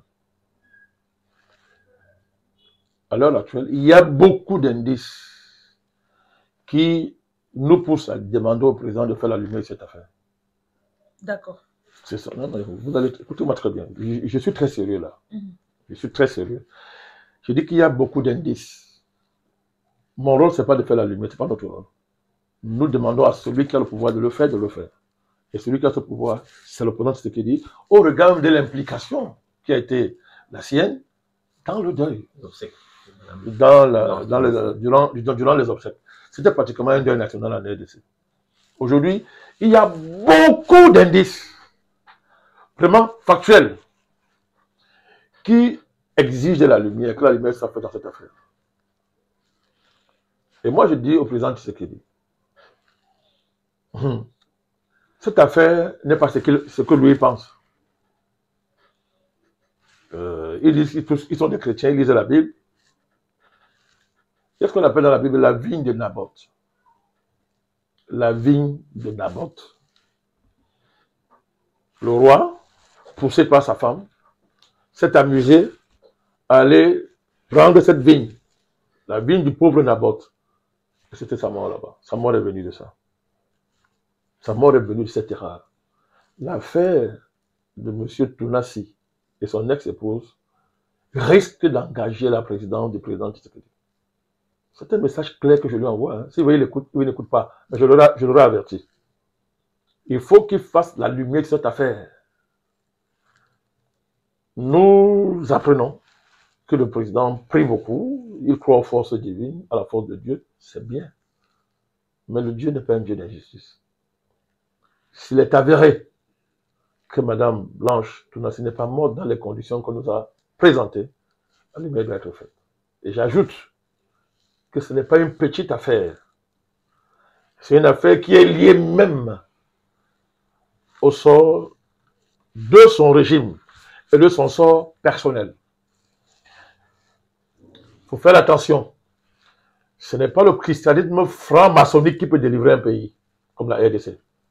Je le répète. Ce n'est pas le christianisme franc-maçonnique, c'est-à-dire que les francs-maçonneries se déguisent en christianisme, qui peut libérer la RDC. Et nous voyons très bien, à distance, comment le président est entouré de toutes sortes de prophètes. On ne dirige pas un pays par les prophéties. Les prophètes ne dirigent pas un pays. Il faut faire attention. On dirige un pays par une vision claire du pays. Un chef d'État n'est pas là pour écouter les prophètes, pour les écouter. Vraiment, ce n'est pas dans mon registre habituel concernant la RDC, hein, mais je me suis arrêté là pour le dire. Et si ils écoutent, ouais, je ne suis pas un prophète. Je ne revendique même pas ce titre. Je pense que vous aurez écouté. Mais nous observons très bien ce qui se passe dans cette affaire. Donc, moi, je répète, je me résume, nous demandons humblement au président d'aider à faire la lumière sur le décès de Blanche Tounassi. Merci, monsieur le président. C'est tout ce que nous réclamons. Le président vous a écouté. Voilà. Certainement que notre vidéo, qui est notre scène qui est très suivie adressée, permettra que le président en prenne connaissance et on souhaite en tout cas qu'il prenne acte de vos propos et qu'il donne une suite favorable. Avec votre permission, s'il vous plaît. Allez, j'ai observé, il y a une polémique qui a déclenché avec mon ami Kalondi. Vous connaissez Kalondi? Kalondi, il anime, il fait un patriote qui est très engagé pour la situation de son pays. Il a une chaîne YouTube. Il a une chaîne web chaîne, si vous voulez, dans laquelle il s'exprime. Et j'ai été très triste de voir qu'il s'est en pris à tous les Camerounais parce qu'il était en désaccord avec Nathalie Yam, qui d'après lui aurait tenu des propos qui ne l'arrangeaient pas concernant son pays. Il a tenu des propos, je l'ai écouté. Je dis, il ne faut pas tomber dans ce genre de piège. Les Congolais ont le droit de critiquer le président camerounais comme ils veulent. Je les encourage à critiquer le Cameroun. Comme nous, on les assiste, ils font ce qu'ils veulent. Mais il ne faut pas ouvrir des faux combats. Vous ne pouvez pas généraliser à un peuple un désaccord que vous avez avec un membre de ce peuple. Un membre de ce peuple-là. Ça devient un procès contre le Cameroun, etc. Mais nous qui défendons la RDC, là, nous on a fait quoi dans ça? Est-ce que tous les Camerounais sont assimilables à la personne avec qui lui il a un désaccord? Évidemment pas. Donc vraiment, je voudrais les interpeller. Il faut savoir ce que l'on veut. Les Africains, nous sommes tous des frères. Moi, je me sens congolais. Ils doivent se sentir camerounais. C'est ça le panafricanisme. Et ce n'est qu'ainsi qu'on va s'en sortir. Je n'ai pas trouvé élégant. C'était pas consistant pour M. Kalondi, que je suis d'ailleurs avec beaucoup d'intérêt, de se livrer à ce type de généralisation légère. C'est pas sérieux. Il faut traiter les problèmes comme on doit les traiter. Vous avez un désaccord avec un Camerounais, mettez-le à sa place. Mais ne généralisez pas. Il n'y a pas eu une réunion au Cameroun pour mandater la dame avec qui lui il était en désaccord de faire ce qu'elle a fait. De faire ce qu'elle a fait. Et il a oublié qu'il y a beaucoup de Camerounais, beaucoup, qui considèrent que ce pays c'est leur pays et qui sont de tout cœur avec ce peuple-là. Il ne faut pas se comporter comme ça. Ça nous aide pas à avancer. Nous avons l'espoir que M. Kalondi trouvera la raison gardée et aura le sens de la mesure les fois prochaines. Monsieur le Président Mbandaka, nous allons quitter la RDC pour atterrir tout droit en Afrique de l'Ouest, plus précisément du côté de la Côte d'Ivoire. Un pays qui est pour vous cher, parce que c'est un pays dans lequel vous avez mené des combats particuliers et qui ont eu des résultats probants. Nous continuons à l'amener.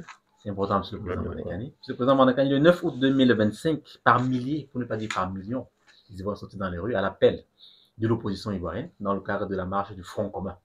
Le Front commun qui est une organisation politique, une coalition politique qui regroupe sur la même plateforme le PPACI du président Laurent Gbagbo, le PDCADA du président Tidjane Thiam et le GPS de Guillaume Kibafouré-Soro. La marche était organisée dans la ville d'Abidjan et des milliers de personnes ont marché, M. le Président Mbandakani. Et comme motivation, il y a plusieurs dénonciations en l'occurrence, la cherté de la vie, l'exclusion des candidats aux élections présidentielles, parce qu'il faut le savoir, le président Gbagbo est exclu de la liste. Le président Tidjane Thiam, pareil, le président Guillaume Soro, pareil, ils sont au moins 4 à 5 qui ont été exclus par le régime du président Ouattara pour ne pas compétir l'élection présidentielle qui est pourtant programmée pour octobre 2025.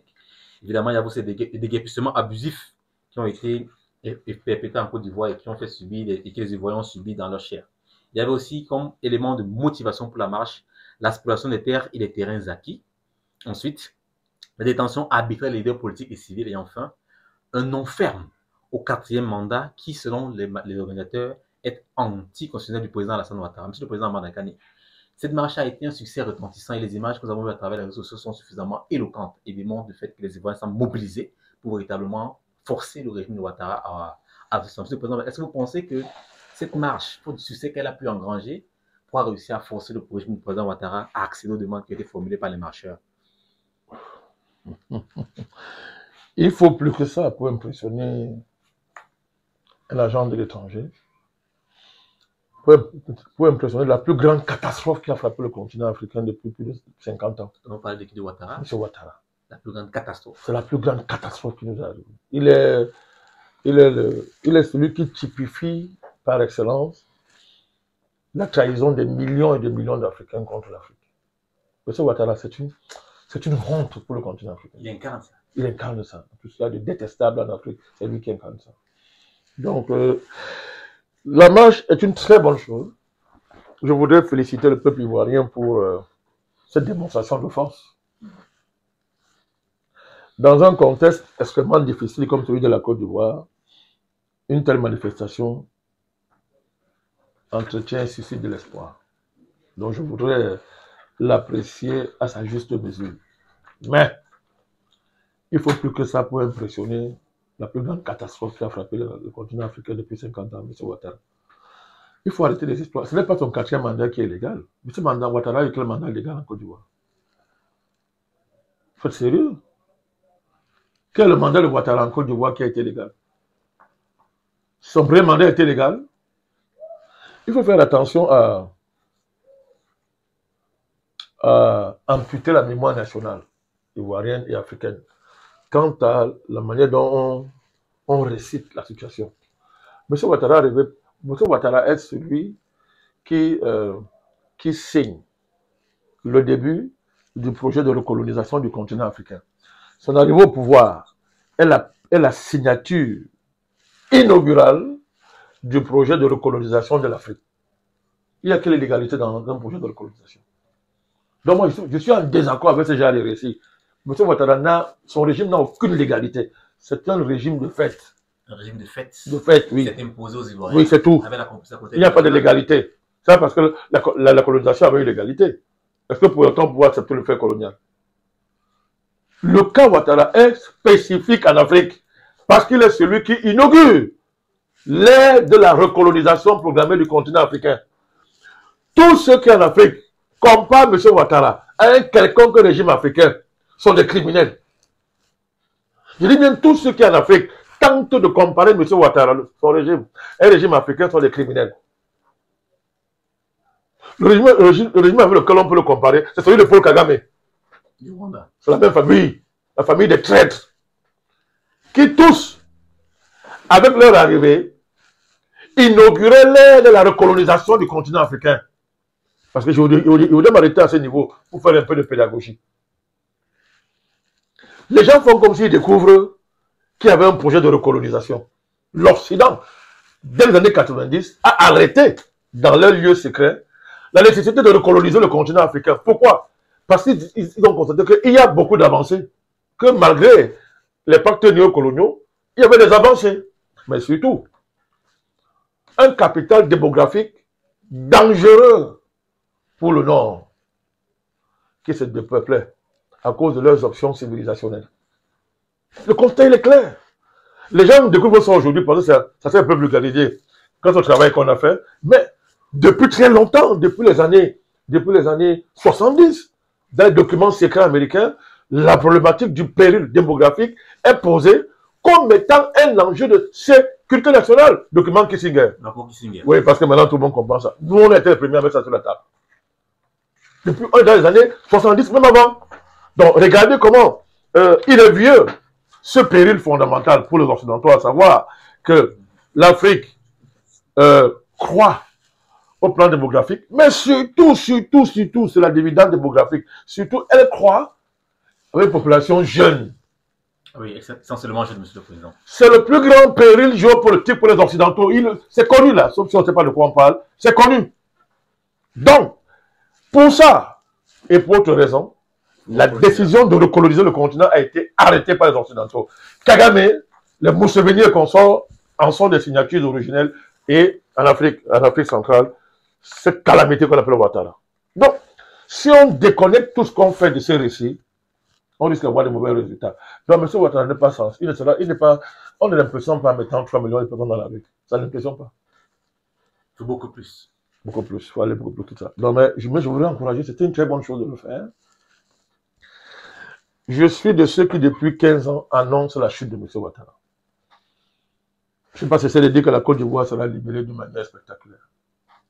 Ça n'explique pas qu'il y ait des actions de ce type qui apportent un plus dans la cagnotte stratégique nécessaire pour atteindre le but et qui prépare le peuple ivoirien dans le sens de le conscientiser à cette issue inévitable. M. Ouattara, qu'il le veuille ou non, on est à sa fin. C'est sa fin. Président Madakani, tout à l'heure, vous avez indiqué qu'il faut beaucoup plus pour effrayer le régime Ouattara. Et on se pose la question... Vous appelez ça régime? On va lui donner cette case. C'est la catastrophe qui nous a frappé. Ouattara, il est pire qu'une pandémie. D'accord, Président. Mais la question que ça suscite, c'est que peut l'opposition coaliser pour affecter véritablement ce régime au point de l'affaiblir, de l'anéantir? Je ne crois pas à l'électoralisme comme étant un moyen de changer les choses en Côte d'Ivoire. Je ne crois pas. Mais bon, je peux me tromper. Je ne sais pas, le président Gbagbo et les autres, ils croient qu'on peut changer la Côte d'Ivoire par les élections. Moi, je ne suis pas là pour critiquer ça. Moi, il dit, je ne crois pas à ça, c'est tout. Moi, le problème de la Côte d'Ivoire, ce n'est pas les élections, ce ne sont pas les élections. Si la Côte d'Ivoire s'en prend des élections, M. Gbagbo n'aurait pas quitté le pouvoir. Et s'il fallait une solution? Non, attendez, il faut rappeler ça. C'est une divergence que moi j'ai, avec mes amis notre papa, le président Gbagbo, nos mamans, madame, etc. C'est une divergence, mais je connais où je dois m'arrêter parce que je ne suis pas en Côte d'Ivoire. Ils sont en Côte d'Ivoire et ils vivent des conditions concrètes que moi je ne vis pas, même si je les soutiens à distance. Donc, moi je ne crois pas à ça, je ne crois pas aux élections. Il faut chasser la France, il faut chasser les Occidentaux qui ont mis le pays dans une situation extraordinaire. Même quand Ouattara partira, il y aura beaucoup de travail. Hein. Vous imaginez, il y aura beaucoup de travail parce qu'il a vendu la Côte d'Ivoire. Il a vendu la Côte d'Ivoire pour moins, je ne sais pas combien d'années. Hein. Il a vendu le pays. Donc, il y aura beaucoup de travail à faire. La Côte d'Ivoire est un pays recolonisé. Mais on a greffé sur ce pays des éléments d'une tragédie permanente. À savoir, le fait d'importer des populations qui ne sont pas ivoiriennes et de faire d'elles. Et naturaliser. Et de faire d'elles des Ivoiriens à lieu et place des Ivoiriens. Donc, on est en train de créer une situation extrêmement grave. C'est ça qui explique en partie le fait qu'il peut faire tous les crimes qu'il veut dans la sous-région, on ne le touche pas. Attends, il ne faut pas simplifier ça. Hein. Donc, c'est un problème grave et c'est pour ça que je dis il faut des stratégies qui intègrent la profondeur de cette situation, de la crise. C'est pour ça que je salue les mots d'ordre. Il y a un ensemble de mots d'ordre qui ont été lancés. C'est bien, ça éduque les populations, ça les conscientise à ce qui les attend. Mais moi, je crois à la libération extraordinaire qui va se produire en Côte d'Ivoire. Vous aussi, M. le Président. Président Madakani, nous allons faire un tour au Tchad avant de terminer par les États-Unis. En fait, Président Madakani, le chef d'État, le maréchal Mohamed Idriss Déby Itno, a effectué une visite de travail de 3 jours sous invitation de son homologue nigérien, le général d'armée Tiani. Et au centre... Selon la formule consacrée. Bien sûr, Président. Et au centre des échanges, il y avait le renforcement des liens de coopération bilatérale dans les domaines de la diplomatie, la défense, la sécurité, l'économie, l'énergie, de la technologie et du commerce. Ils ont rendu un communiqué conjoint dans lequel ils indiquaient clairement que les deux chefs d'État ont réitéré leur solidarité et leur soutien réciproque dans la lutte contre le terrorisme. Mais la question qui surmonte, qui vient dans notre esprit, c'est est-ce que ce rapprochement du Tchad avec le Niger, un pays de l'alliance des pays du Sahel, place déjà les cartes ou alors les pions sur un tableau ici pour indiquer que le Tchad pourra, dans un délai très proche, à rejoindre cette alliance, la présidente? Mais il faut se démarquer d'une certaine opinion qui pense que, bon, on construit une alliance avec les émotions, avec les occasions qu'on donne à partir des tribunes que les gens se fabriquent dans leur maison ou dans leur salon. Les États se mettent ensemble par intérêt. Il faut avoir appelé ce principe de base. Si le Tchad n'a aucun intérêt à entrer à l'AES, ben, il n'entrera pas. Donc, pour vous répondre, il faut bien analyser les enjeux de cette visite pour voir si ça permet d'en trouver une possibilité pour le Tchad d'adhérer à l'AES. C'est une question de méthode. Voilà, très bien. Donc, commençons par analyser la visite. On va voir si, à partir des enjeux-là, il y a une perspective commune qui va dans ce sens. Ce sont les intérêts mutuels qui peuvent dégager un tel horizon. Ce n'est pas la volonté sentimentale de ceux qui ont découvert le combat là en 2027 et qui sont maintenant même plus que, c'est-à-dire ils sont même plus engagés pour tout le monde. Non, c'est pas ça. Donc, premièrement, là, vous avez parlé de la sécurité, oui. Il y a des enjeux communs autour du lac Tchad. Président Bandakani, quand on observe déjà le titre qui porte cette visite du président tchadien au Niger, ils nous disent que c'était une rencontre de travail sur 3 jours. Et quand on observe les domaines qui sont touchés, on constate que véritablement, ils constituent le point essentiel des deux pays. Est-ce qu'on ne peut pas conclure qu'il y a un intérêt commun fort que le Tchad peut vouloir préserver avec le Niger et rejoindre cette alliance-là? Pourquoi vous le conclure sans voir la démarche qui mène à la conclusion? On ne peut pas conclure sans voir la démarche qui mène à la conclusion, qui est censée mener à votre conclusion. Je vous dis que ce ne sont pas les sentiments et les émotions, fussent-ils les plus bien intentionnés, qui poussent les États à se mettre ensemble, ce sont les intérêts. Ça peut vous refroidir, mais il est mieux d'être refroidi que de rêver.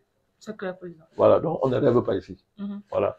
L'ES est né parce qu'il y avait une nécessaire mutualisation des intérêts autour des objectifs de sécurité. C'est ça qui a amené l'AES, ça qui a amené l'AES sur ce fonds baptismaux.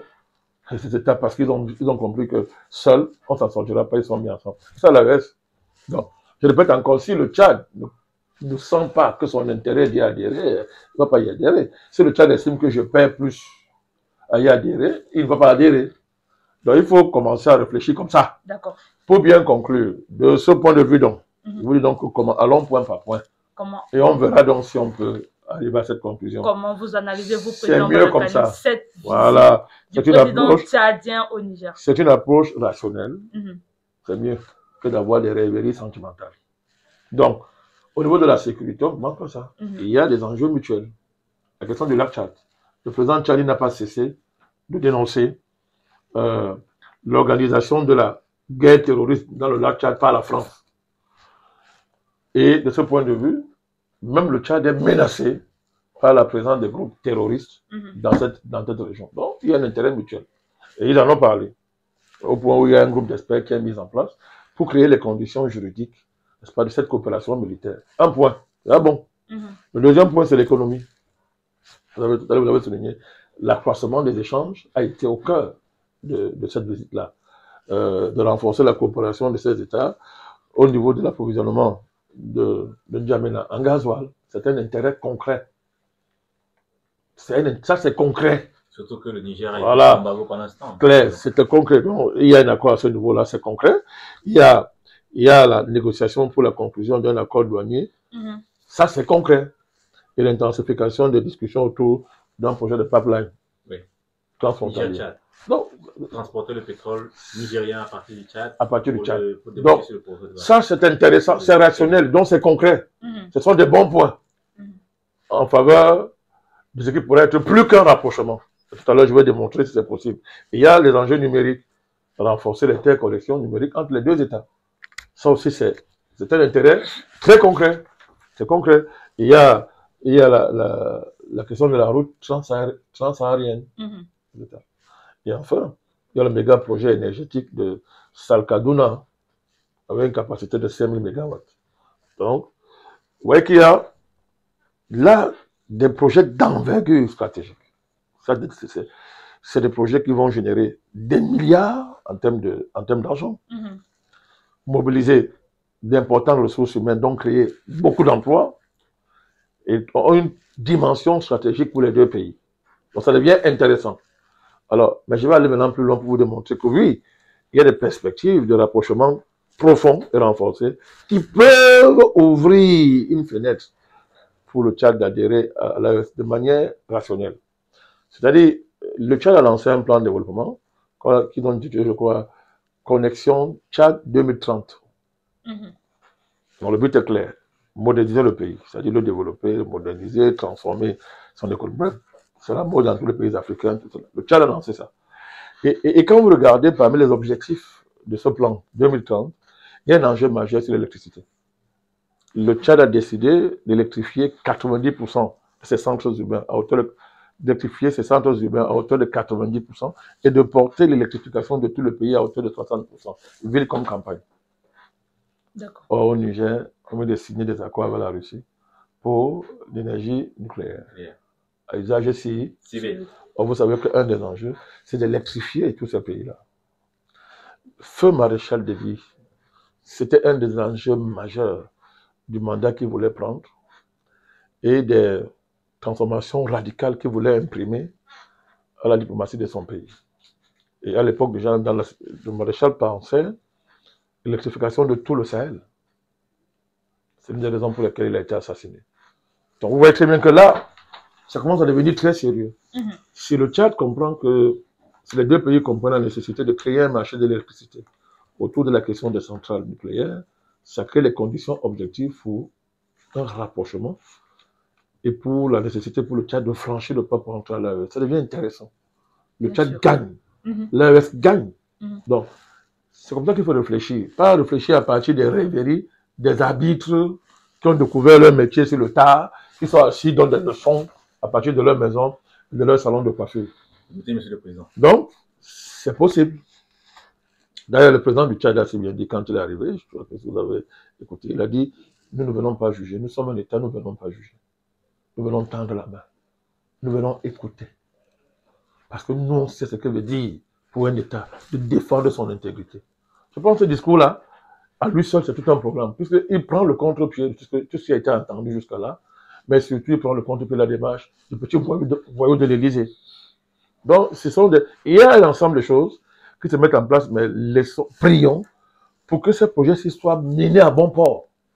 S'ils sont menés à bon port, ils créent la matrice objective nécessaire pour que le Tchad franchisse le pas et entre dans l'AES en maximisant ses gains au détriment de ce qu'elle peut perdre éventuellement en entrant dans l'AES. C'est comme ça qu'on aborde cette question, pas avec les émotions, pas avec les sentiments. D'accord, Président. Notez, Monsieur le Président Mondekani.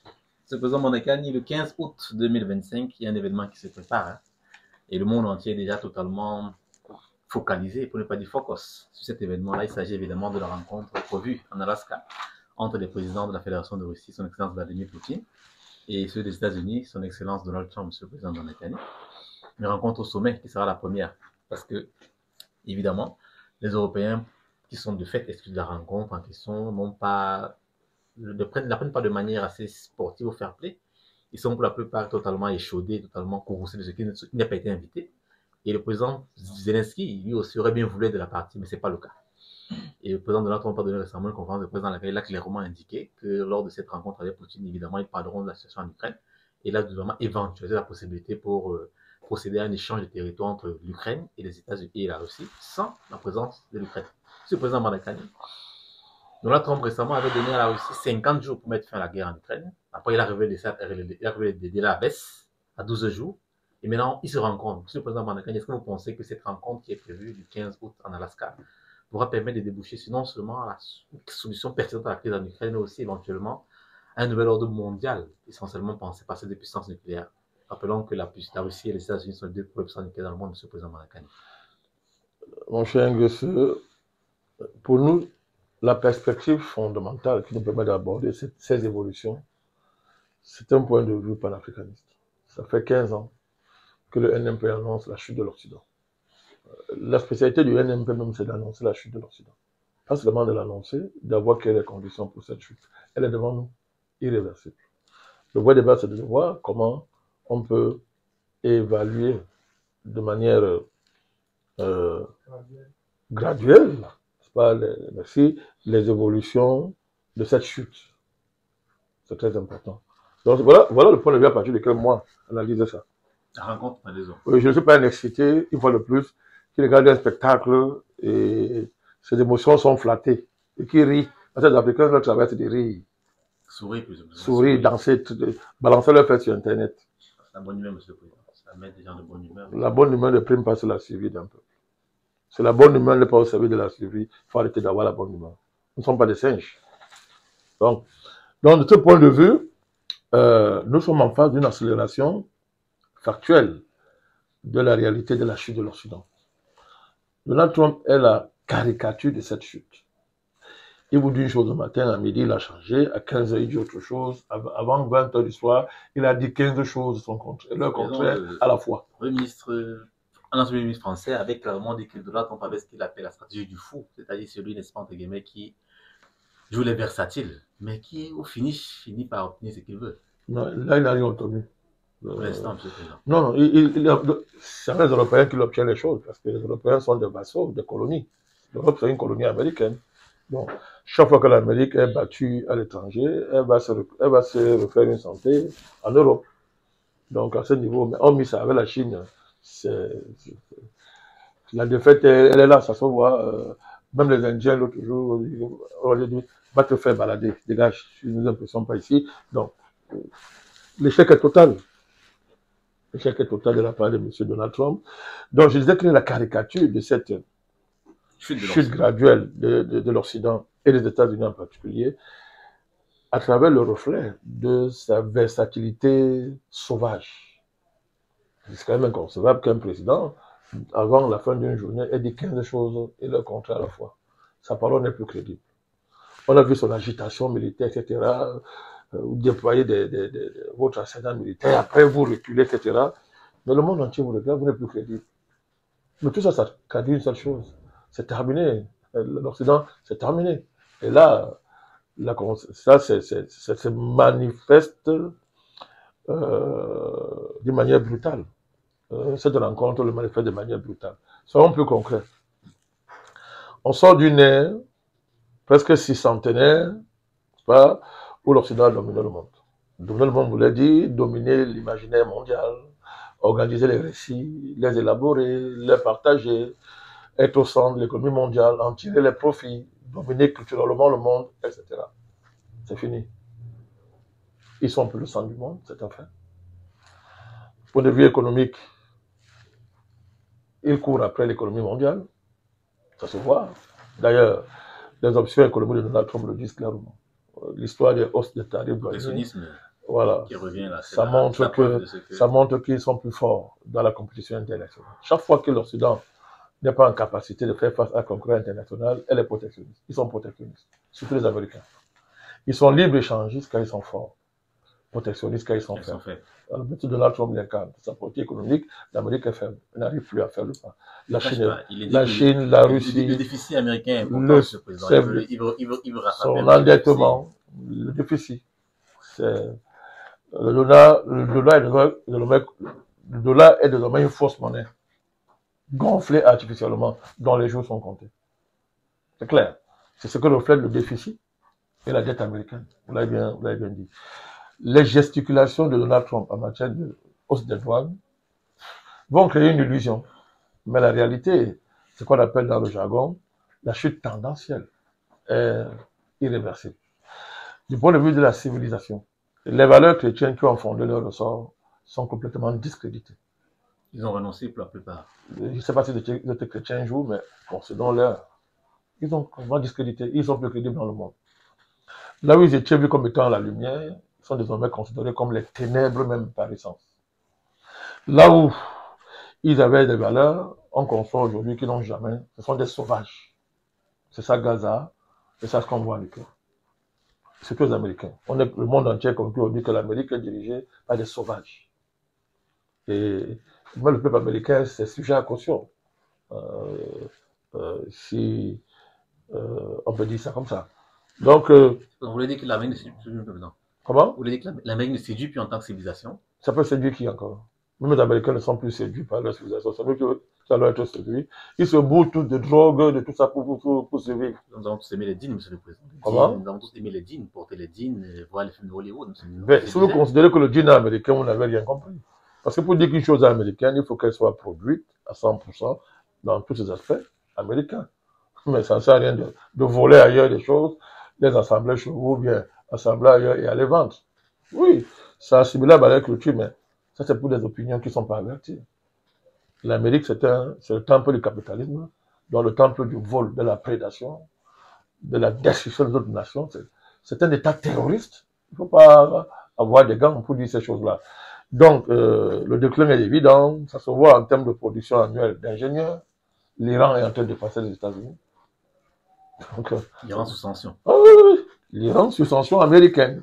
Voilà. En train de dépasser les États-Unis. Sur le plan militaire, ils sont battus. La Russie est la première puissance militaire mondiale, avec la Chine. L'Ukraine montre ça. Si l'Amérique était encore cette Amérique, il n'y aurait jamais eu d'opération militaire spéciale en Ukraine. Vous le savez. Donc, j'ai déjà dit depuis le départ. Voilà pourquoi pour nous, moi je ne parle plus de l'Ukraine. Hein. Oui, moi je ne parle plus de l'Ukraine, c'est fini. Je ne parle plus de l'Ukraine. Donc, l'Occident est totalement en déclin. Il lui reste encore la rente technologique qu'elle veut manœuvrer, mais ça ne tiendra pas longtemps. Pour clôturer l'émission, ça permet. Donc, je n'attends pas grand-chose de cette rencontre, sauf que, une fois de plus, Donald Trump va avaler sa langue. Parce que les choses sont claires. Les exigences de la Russie sont claires.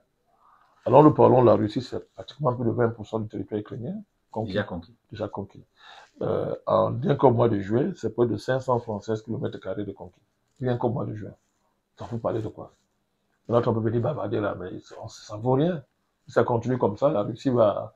Bon, elle ne veut pas arriver à Kiev ou là, mais les jours de ce régime sont comptés. Donc, il va faire ce que Trump demande, ce que Poutine demande. Il n'a pas le choix. Il n'a pas le choix. Il est tiraillé par les contradictions fondamentales qui traversent l'Amérique. Un État profond aux abois et qui fait feu de tout bois pour maîtriser Donald Trump. Lui-même qui a des affaires qui le traînent dans la culotte, etc. Donc, il a dit qu'il allait terminer la guerre en 1 mois. Il est même pire que Biden. Il a réautorisé les approvisionnements en armes, même s'il ne passe pas les Européens. Mais c'est la même chose puisqu'il doit les armes américaines achetées par les Européens payés, voilà, etc. Donc, les exigences de la Russie sont connues. L'Ukraine n'entre pas dans l'OTAN. Oui. Ça veut dire complètement que l'Ukraine n'entre pas dans l'OTAN. Il faut arrêter l'expansion de l'OTAN vers l'Est. Les choses sont claires. Il n'y aura jamais... L'Ukraine doit retrouver sa neutralité dans les conditions qui prévalaient avant le coup d'État de 2014. Donc, les choses sont claires. La Russie a dit, si je n'obtiens pas ça par la diplomatie, je n'obtiendrai pas les armes. Et pour l'instant, les armes sont à son avantage. Notez, M. le Président Mandakan. Voilà. M. le Président Mandakan, nous voulons vous dire merci pour ce temps que vous avez consacré à cette émission au cœur de l'actualité. Nous avons aisément pataugé, pour ne pas dire baladé dans l'actualité. Nous avons clairement compris des choses assez intéressantes. Sur la question du Cameroun, M. le Président Mandakan, vous avez clairement indiqué que les prélats, les autorités traditionnelles ne doivent pas se mêler de la politique quand elles le font de manière partisane. Qu'elles font de manière partisane, vous les retirez comme telles, avec toute la rigueur qui s'impose aux options politiques qu'elles prennent, qui sont parfois des options déroutantes pour le Cameroun, M. le Président Mandakan. Pour la Côte d'Ivoire, vous êtes totalement acquis à la dynamique initiée par le Front commun. Et vous espérez que non seulement ils vont s'améliorer dans leur stratégie politique, mais surtout vous pensez que la Côte d'Ivoire sera arrivée de manière exceptionnelle, d'une façon agréable. Oui. Mais surtout, M. le Président Mandakan, vous avez clairement indiqué que le président qui est actuellement en Côte d'Ivoire est loin d'avoir quelconque légitimité. Il est un président de fait qui s'est imposé de fait aux Ivoiriens par des moyens essentiellement constitutionnels. C'est clair. M. le Président Mandakan, vous avez pour le cas de rapprochement possible entre le Niger et le Tchad. Vous avez clairement indiqué que stratégiquement c'est possible, économiquement c'est possible, et que l'AES peut être une destination prochaine du Tchad. Ça va pas être sûr. Il suffit simplement que les présidents en exercice puissent clairement identifier les intérêts et ils pourront clairement aller dans ce sens. Que le programme qui a été arrêté soit appliqué. Et pour les États-Unis, vous avez clairement indiqué que vous n'êtes pas très optimiste de la réunion qui se prépare pour l'Alaska, parce que dans les conditions concrètes actuelles, la Russie obtiendra ce qu'elle voudra, que ce soit par diplomatie ou alors par la force. C'est clair. Elle a le moyen d'imposer sa position. C'est clair. M. le Président Mandakan, merci beaucoup d'avoir consacré autant de temps pour nous éclairer pendant plus de 2 heures de temps. Merci encore, M. le Président Mandakan. Nous disons aussi merci à l'équipe de production qui a été présente avec nous et qui a pu, dans les conditions optimales actuelles, produire cette émission de manière assez qualitative. Je dirais merci particulièrement à ma compagne, Mme Bedengele Charlotte. Merci, Mme Bedengele. Merci à tous. L'intrépide. C'est ce que vous dites? L'intrépide de Charlotte Djengele. C'est la sublime. Si vous voulez. Non, je fais la sublime. La sublime, il faut faire la Je sublime. n'ai pas votre galanterie, mais... Nous conclurons en disant un merci appuyé aux internautes qui nous suivent de manière assez intéressante. Nous nous promettons que dans très peu de jours, nous allons organiser une nouvelle édition de ce programme qu'ils aiment tant et nous continuerons à nous atteler à décrypter de manière intéressante la fête internationale qui nous plaît tant et pour laquelle nous consacrons un temps de qualité. Que la paix soit avec vous.